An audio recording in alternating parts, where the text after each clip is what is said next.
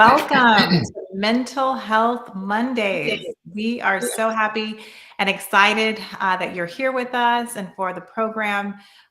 Today, the topic is something that I know will resonate with some, and I think just getting information will be just so encouraging and helpful to many. So welcome, Dr. White. Thanks. Thanks. It's good to be hosting with you.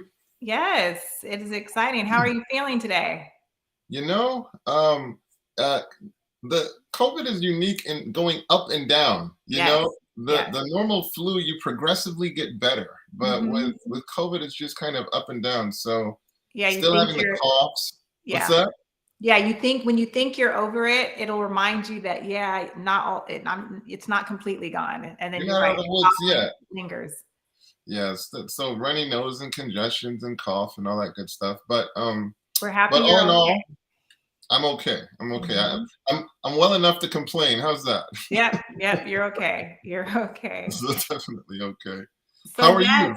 I'm doing well. I was just saying, like, it's almost perfect that we have these mental health Mondays because it's usually like a manic Monday, like so many things are going on. And then I can just come and be like, okay, let's talk about mental health things just to kind of decompress from my day. So, Exactly. so yes, Exactly. and today we're going to be talking about phobias.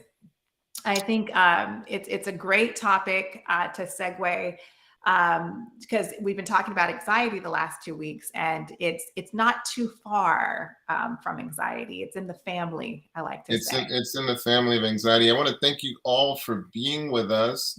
We have a little tradition of you kind of mentioning where you are, from, Yes, where you're from. So please let us know. I see some very kind sentiments in the chat. Also, thank you for your prayers. yes. Sometimes you don't know, what is sustaining you, and it is so wonderful to know that there are folk praying for you. So we Yeah. really, really appreciate it. Yes, Uh, yes. There was a so we lot of see prayer. somebody from Tennessee. Welcome, Yes, Christine. That's awesome. welcome from Antioch. I know there's an Antioch, California, and I think there's an Antioch, Tennessee as well. So I don't know which Antioch. Wonderful. But Wonderful. welcome, Pauline. Oh, Antioch, Tennessee. Okay, yes, that's actually not too far from where we are. Oh, okay. Yeah, it's not too far. Welcome, Virginia. Yes, Ontario, Canada. Love it. mhm. Belize. Belize. Man, now You this is know, I'm want to sorry. visit. I want to visit at some point, Belize. Yeah, But I've never been to Belize, but I've been to Honduras, which is right next door because my family is from there, from the little oh, island of Roatan. oh, They speak Spanish there and everything. I don't speak any Spanish though, but we went to Roatan when I was 21 years old. But yeah, Belize is very close to my family on my mom's side. I see the Yeah. Golden State. Welcome, Jeremy. And Yes, then the in Sunshine State. Monterey, in the northern part of the Golden State, where we Mhm. just moved from. New Zealand, welcome, Oh, welcome. that's awesome. Yes, Right. that's a country I want to another country I want to go to. I've been to Australia, but I just hear New Zealand so beautiful. It's so green and beautiful. Boston, Bostonian. welcome. Oh, this is wonderful. So yeah, simple phobias. Yes. As we delve in, we're gonna have to disclose. Atante, what is your simple phobia? Oh man, it's interesting. You know what? I was just telling you, I visited my hairdresser today and she was telling me about all her fears and all her phobias really. And I told her that we were having this program tonight to talk about these things. And so then I started to share because she is afraid of dogs. And I told her, I throughout my life have been afraid of dogs. And I was telling her where it came from. I can remember when I was either 5 or 6, me and my mom taking a walk. We lived on this like dirt road out in the country, and we were taking a walk, and the dogs came. And all I remember is we jumped on the top of a car to get away Wow. from. So that's like the memory I have, and so that's kind of the scheme I have in my mind of dogs, but it's gotten better over the years. My kids love animals, right? My oldest daughter has a German Shepherd, and he's Uh, actually and like his name is Zuko, and we've actually become friends. And I'm not afraid of him anymore. you're not anymore. but it took like a whole lot of coaching for it to happen. Mm. But still, if I see a dog, my husband will tell you, we're taking a walk, I'm going to cross the The street. street. And, Well, well, yeah. I'm afraid of dogs that bite. Yeah. Those In are the my automatic faulty thinking, they all bite. Well, they do, but well, but you get owners who you'll be like, "Hey, does he bite?" And oh no, he's really friendly. oh, I Could know. have fooled me the way he's locking down on my ankle as we're speaking, but no, I mean, once it's clear that the dog's not, mean or anything like that, it's that's not really. You want to hear my story of what could have caused a dog phobia? When I was young, I don't know, this is like grammar school age. I'm on my way walking to school, and there are these pack of dogs, and they're eating their bones or what have you. And while I'm walking by, I just hear them start to growl. And before you know it, they're after me, right? And so, of course, Wow. I run down this hill, and who knows what it was that made them turn away. It certainly wasn't my speed or anything. And then I felt this warm stream going down my legs to conclude the endeavor. Mhm. So that could have caused Yeah. the subsequent fear of dogs. But I think I'm with Pastor Ivor, where it's more snakes that like you just feel really uncomfortable around. Yeah.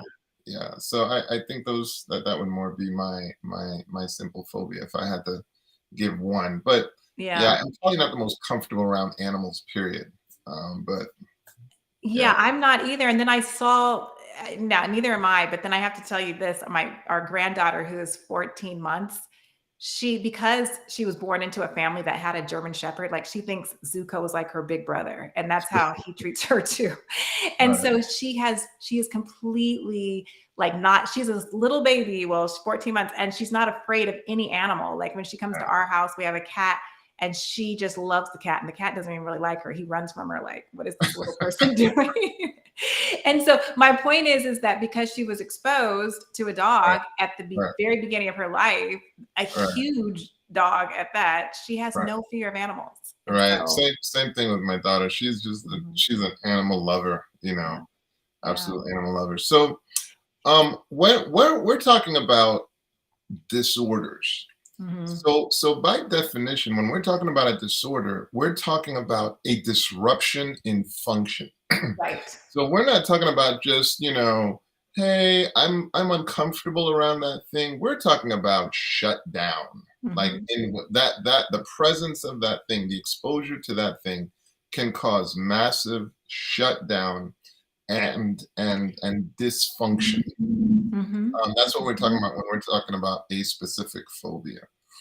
And so that's what the discussion is going to be about today. So we will, kind of share with you some that we've learned, but especially we'll talk about the most effective approach to overcoming Mhm. social a specific phobia. Mhm. I'm What looking at the chat, and there's a lot of snakes fears here, and lizards and things of that nature. Yeah, I haven't quite seen well, I did somebody here. Someone said that they have a fear of escalators, and I'm assuming still have marks than they need. Um, oh, my heart races, and I want to take an elevator. Oh, because oh, okay, yeah, escalator, and so they take an elevator when that's available. well, Um, what go What's ahead. interesting is a fear of an escalator is a very rational fear because there are a lot of people who take it lightly, not understanding the amount of force that's required Hmm. to, move people up an escalator. And you'll notice it doesn't mention any weight limits or anything like that. So it's Hmm. really a good idea to not have loose fitting clothing or any of that kind of stuff as you're going on an escalator. There one should really be more cognizant. But we get on escalators, don't even think about it. But a No. little healthy fear and awareness to guard yourself and make sure that things aren't likely to get caught. That's not a bad idea at all, actually. We're supposed to be helping people with their phobias. You probably just made the phobia worse. Okay. You just was like, That person is like, I was right. Well, well. You know what's interesting? You know what the real guiding principle is? Mhm, It's managing the energy effectively. Okay. mhm, So fear is going to conjure energy. Now the question is, will the energy be conjured towards being productive mhm. or destructive? Right. So the goal is let's push the energy to say, okay, well, let me pick up my loose fitting things and make sure there's Mhm. no problem. And Right. now the energy is being used productively, and then enjoy yourself, Mhm, because you're using the energy in a productive way. But mhm. no, the goal is definitely not to give you phobias. So I think take everybody that's watching is gonna think when they get on an escalator, especially, at the airport or something like, "What am I wearing? Can this cause a problem?" it might save a Um, life. It yeah, might but save I a think life. the biggest thing to remember is that it's an extreme, irrational fear that it can really define to be a phobia, and it makes you avert things. I mean, you don't go to certain places. Like this person said they're afraid of an escalator, but do you not go to airports because you have to go down, or go to a mall or go to buildings that have escalators? So I would say, well, what would you say? Would you say it's that, is that a true phobia if you're not averting things, but you're still willing to do it. So this is where it's like things can occur on a spectrum. So the more debilitating, the more something is impairing your function, Mhm, that's the more it's towards that disorder, mhm, point. And of mhm, course, the more it's towards that disorder point, the more aggressively you want to get it addressed, the more you mhm. want professionals helping you deal with it, because you don't want that your phobia disrupts your experience with your loved ones or interferes with a job Right. or basically disrupts your life Mhm, needlessly. mhm, Needlessly. mhm. You Like, don't. I'm afraid of dogs, but that wasn't going to keep me from going to my daughter's house. She just had to introduce me to the dog in the proper way. And, Absolutely. and I didn't want the dog jumping upon me at first, all those types of things. But there are times when phobias, that's when it is a phobia, when you're not willing to go to someone's home, a loved one that you want to be with. And so it keeps you, it makes you stay in your home or not go to that place. You might be isolated, or here you don't enjoy. Imagine not being able to enjoy your grandkid. Right. Imagine not being able to enjoy your daughter's home. Right. So but I think it's beautiful how love helped you to conquer that. You Mhm. know, like Mhm. and it's a powerful thing. It's all, like you heard that biblical phrase, perfect love casts out fear.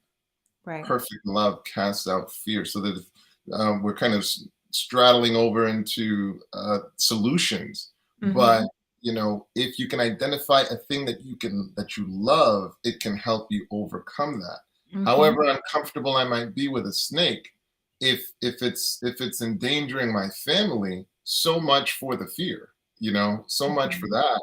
I'm going to do what I need to address the issue. So we love definitions that help, that will be available to you, and so we try to make them as simple as possible. But um, in- degree of impairment, how much is this disrupting your life? How much is it interfering with your normal ability to function?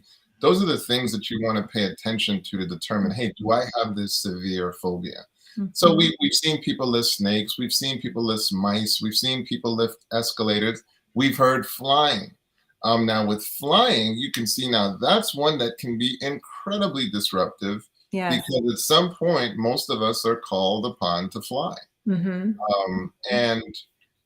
And so of course that can absolutely be a challenge. Mhm. So here are some of the numbers. Let me just share with you some of the numbers. So it's an estimated 9.1% of US adults that are estimated to have a specific phobia in the past year. And also, the past prevalence of specific phobia among adults was higher for females, so roughly about 12.2%, than for males, which is about Mhm. 5.8%. So, an estimated 12.5% of US adults experience specific phobia at some time in their life. So Mhm. those are just to give you a picture of the severity. I'm getting this from the National Institute of Mental Health. And again, that's just to give you a picture of the numbers. Now, what I Mhm. could do is we could go into the criteria for a specific phobia. Mhm. And so, what that talks about is a marked fear or anxiety about a specific object or situation. What we didn't see listed was heights. So a lot of Mhm. people are afraid of heights. We mentioned animals. Mhm. Some people are afraid of injections. Right. And for some, it's seeing blood. I can't tell you how many people say I can't do medicine because I'm afraid to see blood. That's And me. uh, you can't stand the sight of blood, huh? Mm-mm. I should No. have said that one first. Yeah, I don't do well with that. So you I start probably getting would be in the lightheaded. medical field and not mental health if I could do blood. And I get it, and I have to tell you, and this will go into um, some of the maybe where some of this originates, but my parents are the same way. Yeah, so I was raised by two people who have that same fear or phobia. I think our daughter, she looked at all our fears and she just ran headfirst into those are the things she loves. Yeah. So she went opposite. Yeah, I total did. opposite. Hmm. Well, interestingly, with children, the fear anxiety may be expressed by crying, by tantrums, by them freezing, or by them being like really clingy. And sometimes it's cool to be able to decode the child's behavior, to not misconstrue it as them just being oppositional or what have you, but they might be experiencing a phobia, Right. and that's not something that you can just rationally say, no, you shouldn't be afraid of that, because imagine if somebody told you that to deal with your fear. Mhm. Mhm. Okay. But the bottom line is that phobic object or situation, it will provoke immediate fear and anxiety. Mhm. And so there's an active attempt to avoid it. And that tends to be a hallmark of how you respond to it. Mhm. Here's a key: the fear or anxiety is out of proportional to the actual danger posed by the specific object or situation. Um, so, obviously, if you're afraid of people who kills people, that's a reasonable fear. Rational. That's But rational. when you're afraid of this little small item that you're Mhm. like about 500 times bigger than, Mhm. it's not a rational Right. fear. So, was there something you were going to say, sis? No, I was just, I was just thinking about, well, I don't want to interrupt your thing. I kind of automatically went into how I treat phobias when people walk in to my office with it. But just thinking of, I use a lot of cognitive behavioral therapy because it starts in your thoughts. The way how you are thinking, and that's how I actually got better with my dog phobia. Is I really realized, okay, my original or my automatic thought, I should say, is this dog is going to hurt me. And that's typically not the case. This My daughter's German Shepherd is probably the sweetest, nicest. He's a big dog, but he's so sweet and kind.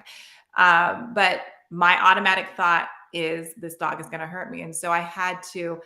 I teach my clients to start to externalize that fear, that thought. I actually have them give those thoughts a name, so it's no longer just this thing like something they really hate, right? And give it a name, and then start a conversation with it. So when you're aware that you're having that thought, start having a rational conversation with that thought, and let it know that, hey, I know that you're here to make me be afraid. I don't have to be afraid. This dog is not showing me any signs that he's like trying to bite at my ankles or hurt me, or it's a friendly dog. The owner is here. So you're having like a rational conversation with your fearful thought. I But by love that. giving it a name, it externalizes it out, and it's not, you don't feel like it's you so much, but that you're dealing with something outside of you. Yeah, because our goal is definitely to spend more time on treatment than Mhm. on, just the actual issue. Mhm. So I don't, yeah, it's pretty easy to understand what a simple phobia is.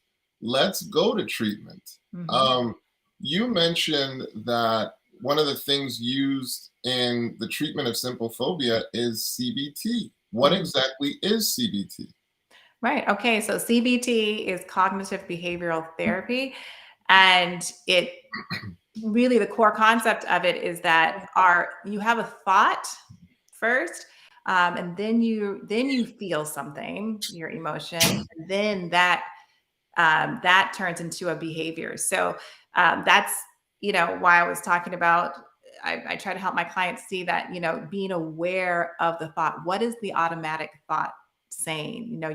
You feel afraid, but what was the thought before you felt afraid? What did you automatically uh, tell yourself and accept, and then went into that feeling, and then the behavior was you're running away from the dog or you're frantic. I even did this one time, not really proud of it, but I was walking with my good best friend, girlfriend, and a dog came. Again, I'm on a walk. It's always on a walk.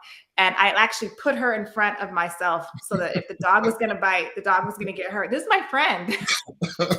But you see how these automatic thoughts can go so fast? And then so my automatic thought went, my feeling of fear went, and then I behaved like put my friend in front of the dog. And so this is what phobias can do. They can cause you to do some irrational things. Like, Well, that it's very interesting because your response, I'm sure, was probably so automatic. mm, And it wasn't like you were thinking, hey, I'm going to sell out my friend and I'm going to put absolutely. her, it was just so reflexive, Mhm. and which of course is sad. But while we are not your therapist, No, and we're not. so this exercise that I'm about to recommend is for entertainment purposes only. That's right. So what you might want to do is a lot of you have identified, hey, I have this phobia. Maybe you could put in the chat what your automatic thought is about that phobia. Right. Just as Sister Tante is kind of sharing with us the Mhm. process that she takes her clients through, it may be worth. I mean, you may benefit from actually saying, "Hey, what are the automatic thoughts that I have about Mhm. this issue? Let me put them out there so that I can start, looking at them." Because I'm sure the minute you said that, this dog wants to attack me. Now it's out there to be examined. Mhm. Like, wait a second, what evidence is it giving me that it wants to harm me? Which, of course, is a hallmark of CBT. Mhm. Is it really rational? Right. What I'm thinking. Mhm. So first you put the thought out there, you start challenging it. What's your next step, sis? So it's just so you challenge it, you start to have a conversation with the thought, and then um, you destroy the thought. So I have had clients, and I, we, in a process that we work through 'em how they choose how they want to destroy the thought. I've had them take the thoughts, and they're imagining and putting the thoughts in a suitcase, locking it and throwing it over the cliff and drowning the thoughts. Or I've had clients, they're, imagine them driving over like like something on the road, like a leaf in the road or whatever. So they're driving over the thought. They're destroying the thought. But and that's in that moment, and that can work in that moment. But You something got that I you got some violent clients there. also they come up with it. I'm like, you can do whatever to the thought, but not yourself or to anybody else. No harm to anyone or yourself. But something that I talk to my clients about is like these, you can deal with the thought in that moment and you can destroy the thought in that moment. But the thought has supernatural powers. And I kind of imagine, like, I don't know if you ever watched any of those cartoons when you thought, I think it's the Roadrunner, right? He always got destroyed, but he came back. I might be talking about the wrong cartoon, but it had supernatural powers to come back. So the thought's going to come back, and then you repeat that same process. Because people are like, how many times do I do this in a day? Well, how many times do you have these thoughts? This is how much, that's how many times in a day that you do it. All right. Well, we got some great participation in the Okay. chat. And so let's see. We got some questions, but first let me do those people who did their automatic thoughts. Yeah, I He's missed gonna jump on me, the lizard. Okay, very good. Let's see, what else? What other automatic thoughts? It can get on me. So Joy said maybe that I would get stuck on the bridge or my car would break down on the bridge and I would get an accident. I don't really know for sure. Very good. Okay. At least Okay. she tried. If I Mhm. go up there, I will die. Okay. So maybe that's for like a high. So thank you for that, Grace. Mhm. And then there were some questions that popped up. So one person asked, why is DBT not practiced, taught as much anymore? It was very helpful for me when I had an eating disorder. So DB Oh, I'm sorry. I was gonna say DBT is taught still. I mean, yeah, so yeah. DBT is taught and I would say practice. I believe part of so just so you know, DBT stands for dialectical behavioral therapy. Mhm. It was pioneered by a woman by the name of, you remember her name? Um, I should, uh, because I was in school more recently than you were. I'm not remembering her name right now. it's on the tip of my tongue. I can always Google it, but It's on the tip. Marshall Linehan. Marshall Linehan. okay, yes, I yes. believe his name, Marshall Mhm, Linehan. And so she pioneered it. It was developed for the most challenging mental health patients. Like these are people who had high risk for self-harm, mhm, eating disorder, just think about the most challenging patients. And so she pioneered this process for dealing with those patients. So it was effective. And keep in mind, when she develops this, it's in an academic setting. So right. in an academic setting, the world is kind of your oyster. You can develop all these tools and all this. Well, so for example, well, the therapist should be part of a support group, and there are these cards, and there are these, but it just robust, great in an academic setting. But when Mhm, it's time to put that in a setting that's insurance driven and where it's like you have to make this viable, sometimes there were now adaptations that had to take place mhm. that can make it more difficult or even as popular per se.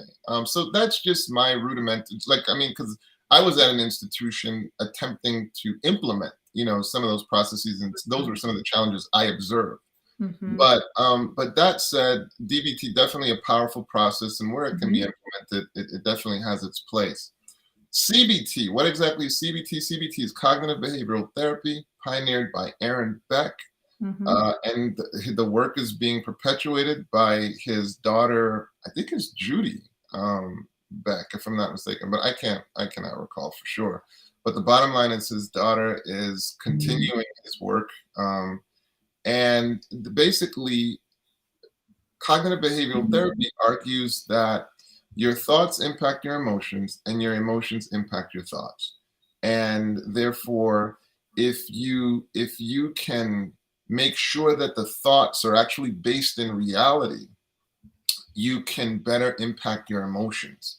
Mhm. And so that's why one of the things you saw with CBT is checking the thoughts that are around, that are supporting the phobia. Uh, there is another technique that is used in addressing phobias, sis. Progressive desensitization. Do you use that Mhm. with your clients at all? I don't. I don't. The only other thing that I've used for phobias, and it's not as often as CBT, is exposure therapy. So Right. that's something that But can. with exposure therapy, it's progressive, right? Oh yeah, it's progressive for So sure. I think it's the same thing that I'm talking about, because Okay. it's like it's systematically Right. exposing them to it. Right. Um, and by so doing, you're kind of desensitizing them. But like, so you might say, well, the snake is in the other room, so all you got to do is just take a step towards the door. Right. And okay, now take two steps behind the door. Mhm. Okay, well, now open the door and close the door. Okay, well, now go outside, stand for 1 second, then come back in here. Mhm. And so it's just progressive, Yeah. and you're seeing that no harm is occurring, until you can get to that space where eventually you're facing the phobia, but it's not eliciting the anxiety or the fear. And this is done with trained professionals. Right. So yeah, apparently you do that one. Yeah, I do. Yes. Yes. I know some people who have those fears, just hearing you say like, okay, just take 2 steps forward or open the door and close it. I'm sure their heart rate started moving just in that thought. But And I'm sure small, there's some who were saying that would be very easy. if that's not their phobia. If that's not their phobia. Um, yeah, we had that one question. We've definitely had people say like, what are some of their thoughts? When that what that automatic thought is. I think somebody said like, if I go up there, I'm gonna die. Hmm. And so, just once you say, the word die, right? It's like, then that sets off the emotion of, I mean, anytime you say die in any situation, that's going to set off some negative feelings. And then your behavior is going to act off of that feeling that you're having. That fear is so great because you said the word die in your head. If I go up there, I'm going to die. And so that would be your first, that you're going to start having a conversation with that thought, because you're aware of it now. You just told yourself you're going to die. Well, of course you're going to be afraid if you think you're going to die. But if you say that word die to yourself, and so reframing that and having a conversation with that thought is where the beginning of changing that automatic thought process begins at that moment. But that's where you start. And that's not easy. Like, I can just say that, but just to make that change with that automatic thought is not easy. But that's where it begins. That's the beginning. Right. And there are areas of mental health that don't as much lend themselves to a spiritual overview, but then there are those that do. And you could see that it can be really helpful to feel like, God's got me, you know, I'm in his purpose. I remember I had a friend who asked me, I've got this fear of flying, and what technique, would you give me? And again, it's working with mice, and I was sharing with him, friend, one of the interesting things I've observed is when it's your time to go, there's nothing you can do about it. And Mhm. it doesn't matter where you are, it's your time to go. And the other truth is, presuming you're observing the typical laws, you're not jumping off buildings or anything like that. But like when it's not your time to go, it's not your time to go. Right. And so you can be at peace. If it's not your time to go, enjoy the flight. Enjoy the flight. Mhm. And so what do you think, sis? Are some of these spiritual themes that God's got me and I'm in Mhm. God's, hands, are these safe places to derive some peace?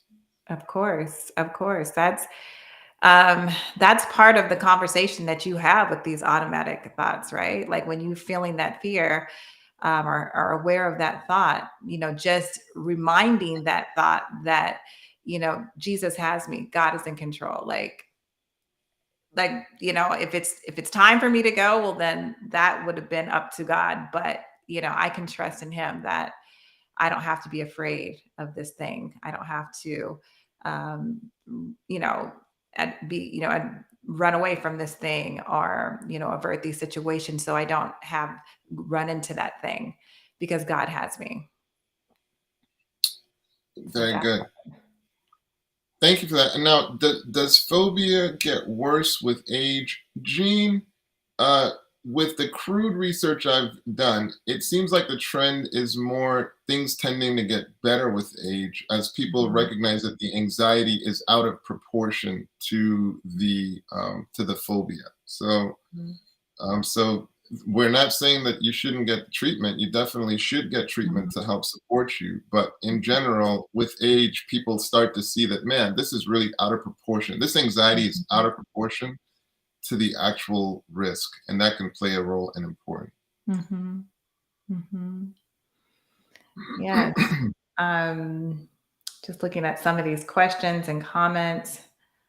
I've known I don't know a therapist personally, but I have read about therapists who have actually worked with clients and their a fear of planes, their phobia of planes, and they worked with them, and they actually would fly with them as they got to the point where they would not get on the plane, and then they finally got to the point where they would get on a plane, but the therapist actually flew with them on their first flight, and almost help them go through the process as they were. This is part of the exposure therapy, really. But this therapist actually flew with the client, and it helped That him. sounds like some expensive therapy right I know. there. That's what I thought too. But this person could afford it, and that's what happened. Yeah. So that's another example of just they were being exposed, but they also had the therapist there to kind of help them along the way and process it. Um, I'm just looking again at some of these comments, Yeah. questions.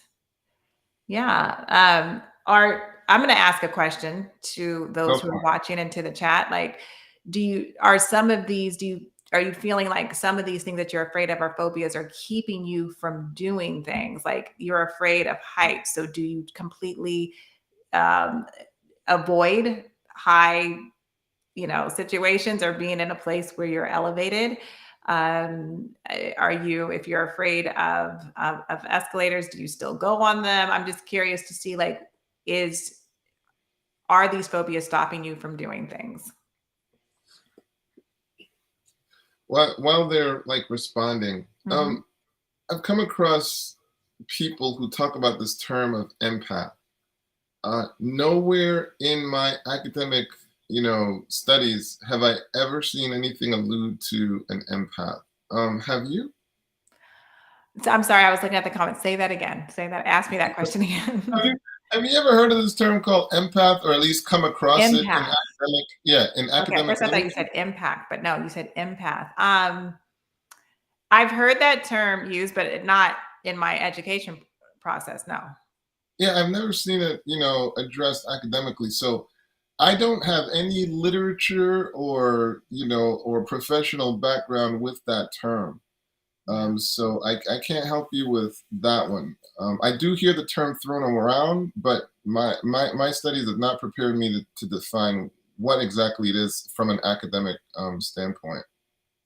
No, I agree. This is oops, I'm sorry. I didn't mean I'm sorry for that. I posted not that don't want to post that one, but there was one. Okay, sorry. This is the one I wanted to actually post. Uh I just think like this is as I feel like we have to talk about this.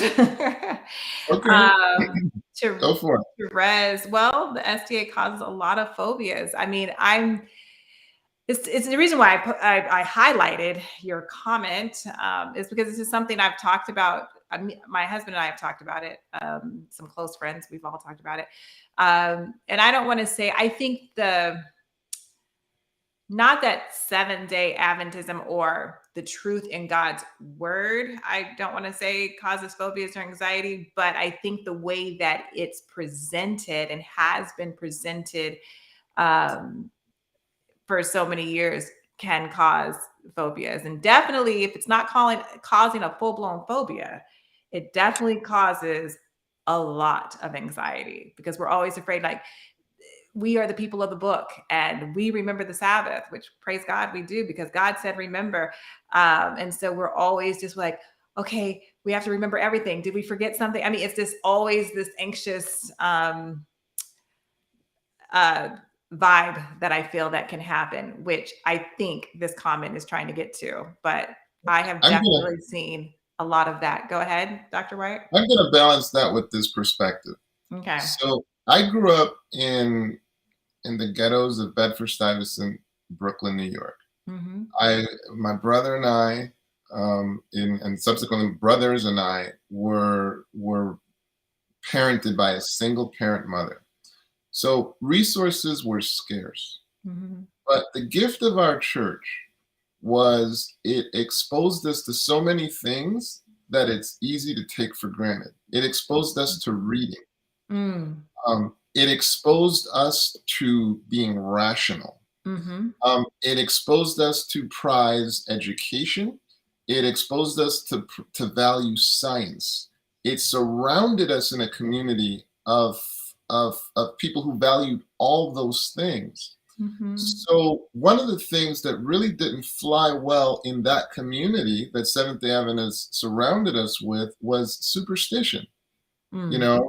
and a lot of the superstitions that would give rise to phobias, like we would be like, that it doesn't really jive. Mhm. So so I want to counterbalance, what you're saying, Mhm. in terms of that experience you described is real. Mhm. It's real, but I want to flip it in terms of the gift that it was.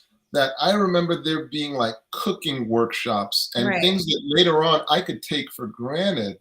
That people with a lot more resources than me Right. didn't get exposed to that information Right. because that kind of content was so germane to the Mhm. Adventist culture. Mhm. And one of the things I'm committed to is not taking lightly the gift that that culture provided in the Mhm. context of very limited resources. Mhm.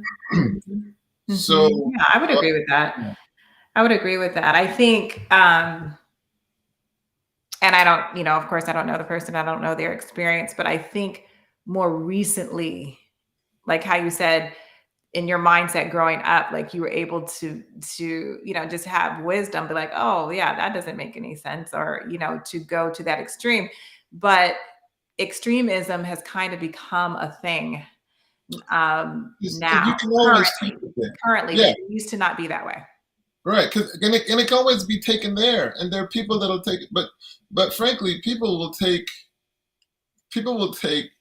just the most benign thing, and they'll take it to the level where it's no longer helpful. So Hmm. I get it, but I certainly want to counterbalance it with, Hmm. my goodness, that passion for teaching about truth and Hmm. science and the health laws, and me knowing things and taking those things for granted, things that people today you share it with them and you're like, and they're like, really? I had no idea. Right. No, I totally agree with you completely. You I think it know, just goes, I think, and I can only speak for myself, but I think when it goes off track is when that our um, just our I don't want to use the word basic, but our baseline information that we know and hold true with our health message, with the Sabbath, with all the other prophecies, all those other things, when that doesn't become enough and we try to add on to that to make it right. even more, that's when it becomes a problem. Or just people prone to fanaticism, you know? That's what I'm trying to say. Yes, that's what I'm trying to It's say. like, dude, take a chill pill. You know? Because our basic, and I know we're kind of, I don't know if we're going off from phobias, I don't know, but our basic knowledge of what we know as Adventists, our basic is so much deeper and of an understanding than what the world knows. Our health message is so much more than what just the average person understands out there in the world. We don't have to add anything more to it. Like God gave it to, He gave it, and it's enough to bring the knowledge that people need and understanding, and our definitely our prophecy knowledge is way beyond what anybody else understands, and so we just don't have to add any more extra stuff to it. It's enough. It's it's enough. definitely enough. It's enough. And it can be used to help you, Hmm. to help you navigate this difficult thing called life. Right.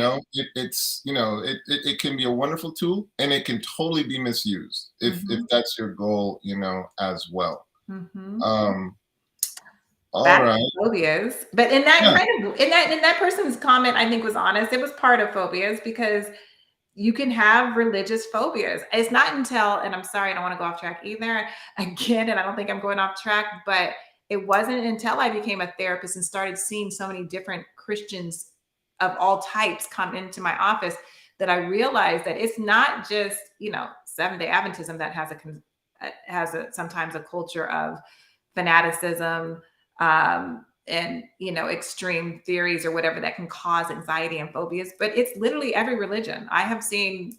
Every religion has that side to it, and it's just Satan just tries to get into anything he can get into to cause those anxious feelings and cause phobias. So I, religious I phobias.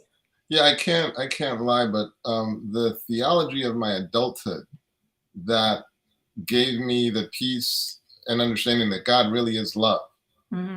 and God is far more passionate about trying to save me than Yeah. condemn me. I was Amen. like, I mean, that's like that took away a lot of phobias. Yeah. That's That's right.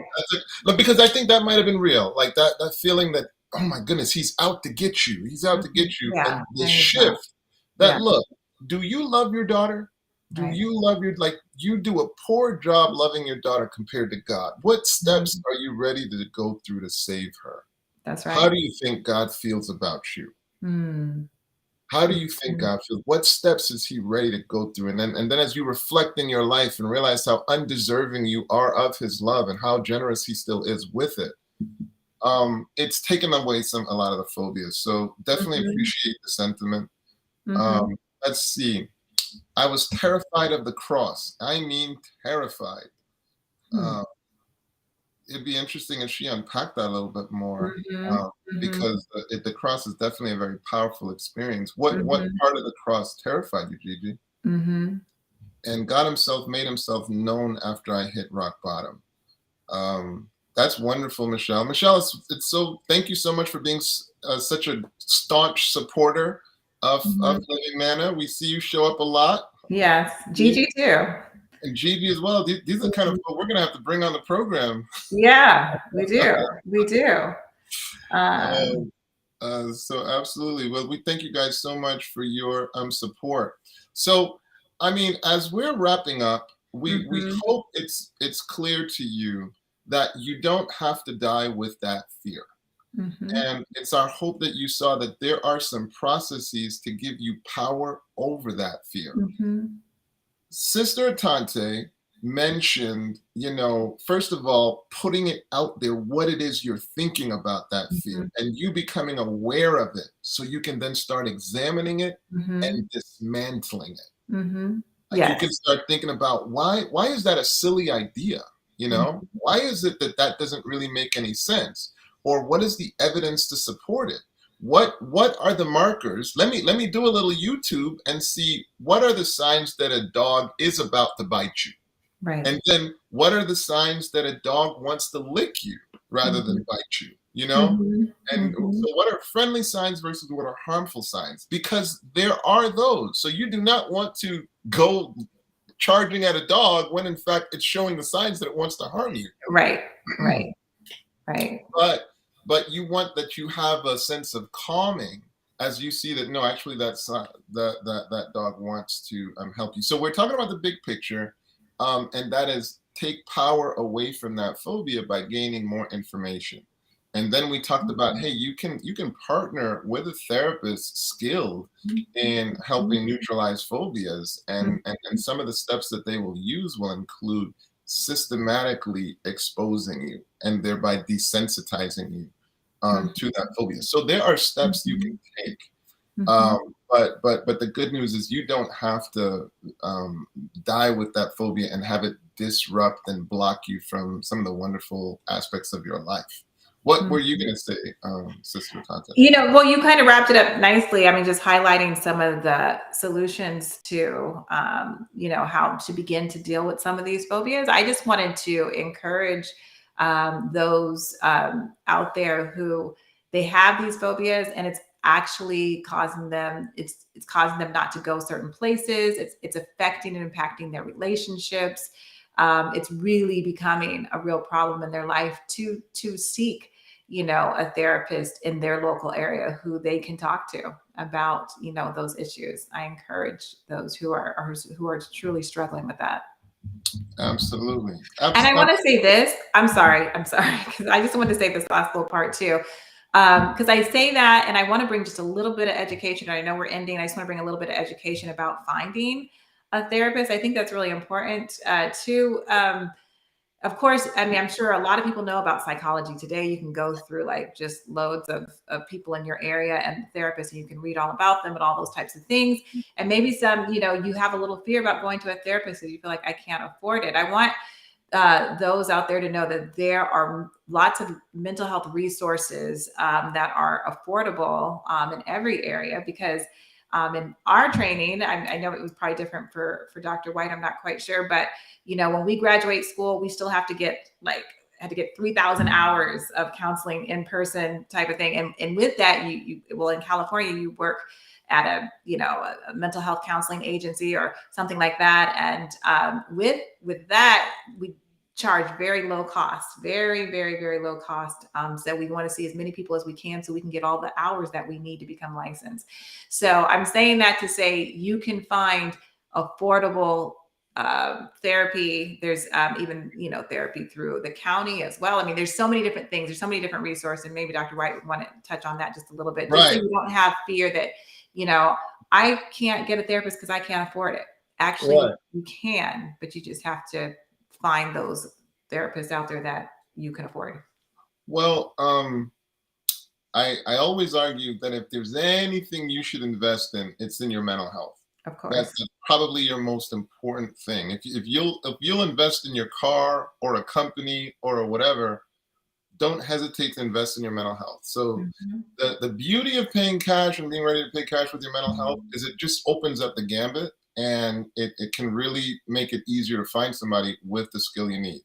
The other thing is, of course, there's insurance. So with Mhm. insurance, say you're contacting your insurance and seeing who's on the panel and working that angle. Sometimes that can take a long time. That's the only reason why I'm like, if you'll pay cash, sometimes that can be helpful. Mhm. We Yeah. also mentioned county resources. Some of the best practitioners that I trained worked at the county, Mhm. subsequently taken up positions in the county. So I know there can be very quality practitioners in the county settings. So you can be getting first rate care in the county, and some practitioners that train me are so from you can get some phenomenal care Mhm. in a county Yeah. setting. So please don't sleep on that.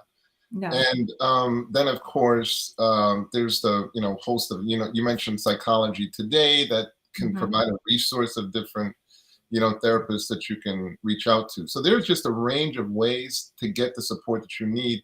But especially as it relates to your mental health, do not shortchange yourself. Do not That's shortchange right. yourself. Amen. Amen. So that is a big one. Yes. Um, it is. We are at our time, a little bit under our time, but Yeah. I know that's important because Dr. White still has patients to see. So we want, no, that's okay. We're at our time. We went to our Yeah. time. And I feel like we covered the topic well enough to give the education that you need to have you seek more help if you're needing that. Oh yeah. Um, And somebody mentioned virtual patients. Like, so that virtual factor opens up a lot of doors yeah, because you don't have to be locked in regionally anymore. no. If you're in a big state like California, Oh now yeah. you could be seeing somebody from up north, Right. and so that opens up a lot of doors as well. Sorry about that, Mhm. No, no, Stacey. no, no, that's absolutely right. Telehealth.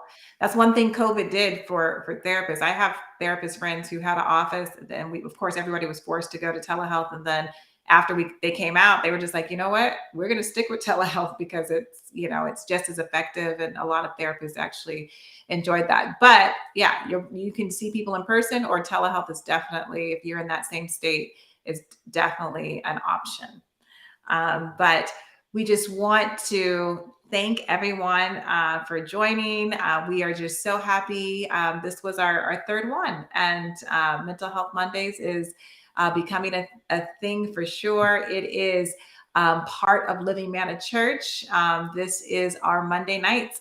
And I believe I'm going to probably say the wrong thing. No, June 9th, I think Dr. Pandit starts his program. And I believe that same week, True Health Tuesdays will be starting as well. And you're not going to want to miss that, because we're coming from the mental health, they're coming from the medical health and physical health. And, you can't just find a naturopathic doctor and a medical doctor in the same place, coming at two different perspectives, but bringing you the most awesome information that you're going to need. Uh, Practical, applicable stuff. Yes. Practical, applicable stuff. And Yes. the mandate Pastor Ivor has given is make it practical. Which reminds me, we got to give him a practical assignment. Oh, that's right.